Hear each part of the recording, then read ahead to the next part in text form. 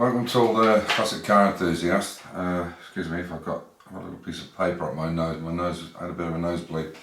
Yeah, so it's Saturday night. Tomorrow I'm going to put up another video, and hopefully in the video, because obviously I'm pre-recording this, hopefully tomorrow we could get the Mini moving under its own power. All the drive shafts and everything in. We've just been working on the brakes and the clutch today. Putting in all the internal pipe work, because we're putting it all internally in the car, in the track car. Also tomorrow, I think the weather's quite reasonable. If it is, then we'll take them both out for a little drive up the road. If it's not, then it'll be Monday, so I won't put the video up until later on Monday. And hopefully the red Mini Cooper will be fired up and running as well, so there's quite a bit to see. So in this video, you'll see, that we're basically doing all the internal work, trying to get all the brakes set up and how we're going to fit it all in. Then, as I said, we maybe hopefully take it for a test drive. We don't need the doors or the bonnet on it. We're only going down a little road. It's not private, but it'll be okay if we only do a few runs. Anyway, I hope you enjoy the video and you've had a great weekend. Take care and bye for now. A little update on what we're up to. So you can see Amir's built this bracket here with these two rubber bobbins, which then go down to that centre exhaust, but keep it away from the subframe so no rattling. We probably are going to put holes in this rear valance just to allow any excess air underneath it. We'll show you what we're up to. So obviously the cage is in, and as I said, we'll turn the bolts around the other way. We did it to stop our knees catching on them. So what we're going to do now, as you can see there, that's where the brake line's going to be, left and right, and then that line will come all the way down that tunnel through there up onto this bias valve. So this will give us bias to the back brakes. It'll then come out, down, and everything's going to be run inside. You can also see there's a union up there. And when it focuses, there we go. Okay, so you can see it there, and that will be down to the clutch, and you can see there it's onto the slave cylinder, and then it's going through the bulkhead there. We were going to put it up the way, but it was too difficult to get in and drill, so we've done it that way, and it's fine. There's plenty of flex in it, no problem at all. Yeah, put the new earth strap on it. We're pretty much there. Also fitted up this King filter onto the Weber, and then all what we've got now to do now is put the gauge on it, and obviously this is the adjustment on the top here. So there's the adjusting screw, you can see. So we'll put that on, and the box for the oil from the breather, from the engine breather. On its way is another Metro rocker cover, but it's got an opening in here, something that's been aluminium welded on it. We have to paint it again, obviously. That will come out on a hose to the one coming up here, and this will tee into this box, which will have obviously have a filter on it to allow air to come out, but it's filtered, and then a drain plug underneath. But we'll make it in such a way that we can take it on and off easily, and it'll probably fit on this bulkhead here somewhere, or we'll pop it in there to just see how much room we've got. This is another one we have to do, because obviously we don't have a heater. What I'll do now is break where that blanking plug is for the vacuum would be on the brakes. I'll make a bracket so that this sits nice and straight, and it just keeps it away from the heat of them, the exhaust manifold. And yeah, we're pretty much right. So that's everything in. This is how the handbrake's going to be. It's obviously set at an angle. Gears are all fine. I can change gears, no problem. Reverse and so on. And so you can bend down, or you can put your hand down and do that. We're trying to come up with an idea now for the control panel, and we have a bit of a strange idea.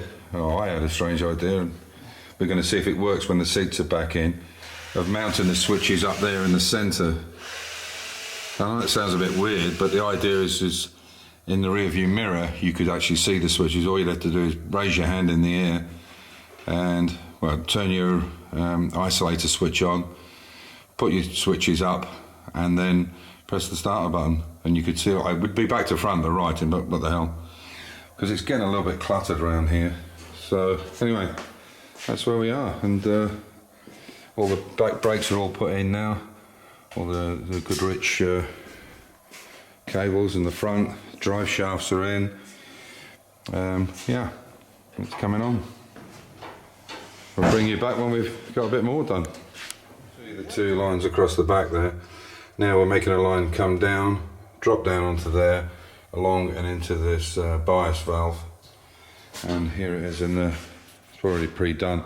Now this isn't conifer, it's a different type of pipe. It's not as malleable as conifer is, but it's a bit more expensive and it's much stronger. So what I'm going to do now is you can see it's all in the vise. This is the system that I have. I had this when I had my MOT station, and the same, not this particular one obviously, but one exactly the same. So what I'll do is push. There you go, that's all you need. Take off your clamp. Bit hard to do this with one hand, it'll probably fall out, will it? Maybe not. It's very hard to film with one hand. I hope you guys, and you can see that's perfect on the top there. So what we'll do now is we'll fit it in for you. I'll bring you back when we've got it in.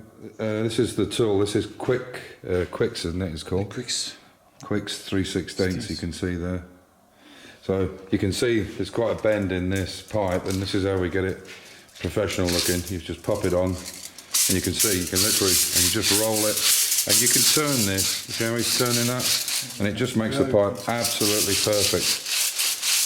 It just gives you a really nice professional look when it's finished. They're not adjustable, they're only 3/16, I think, and I don't know, it's 5/8 or 3, I can't remember what the other one is, 3/4 or 9/4. Anyway, and as you can see, there's the line in now, and you can see how nice that looks when it's straight.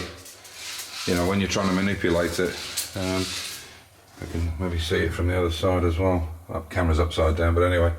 We've left it a little bit of space, and you can see where that edging is. We'll just put a bit of covering, which normally goes on the sills, and it just keeps it nice. And now the next bit will be take it from the other side of that bias valve up into the bulkhead, and we'll do all the other pedals at the same time. So all the pedals will have a flexi pipe on them so that we can move. If you've been watching, this pedal box is movable around, I can't remember what is it, it's around about 10 centimetres, isn't it?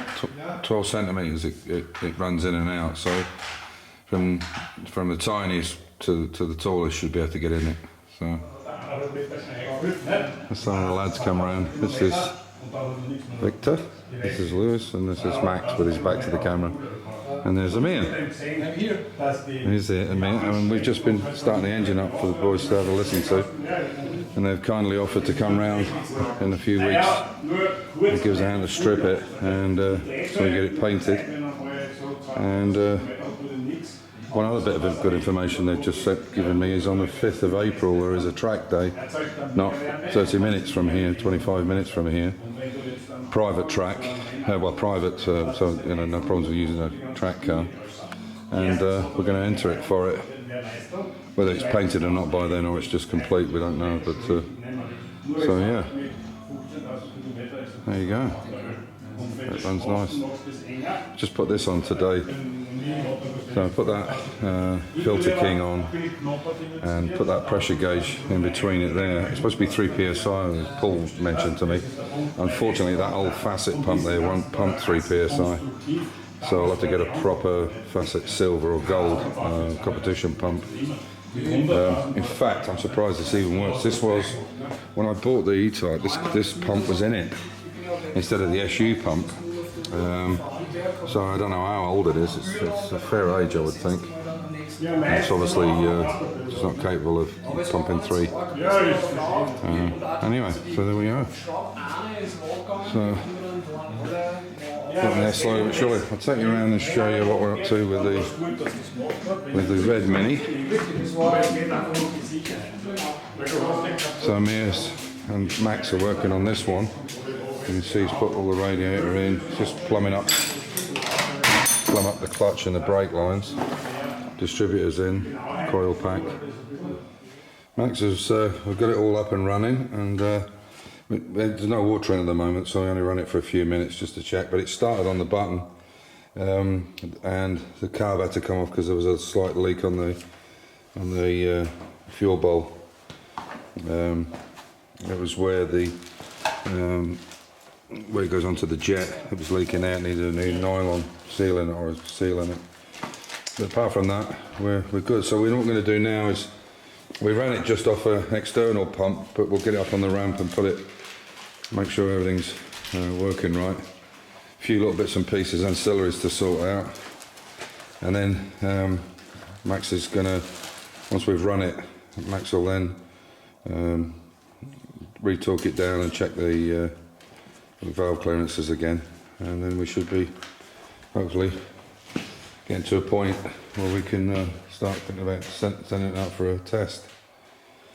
Yeah, still got a few things to do, but it started straight away. It's amazing. So there we go. I'm not going to start it up again now because we have to hot wire. We were hot wiring it at the moment just to get it going. You can see these are not even on yet, the heater pipes. So I've got a few bits I have to get for it. Anyway, so as usual, stay safe, keep the faith, enjoy your hobby, and we'll catch up in the next one.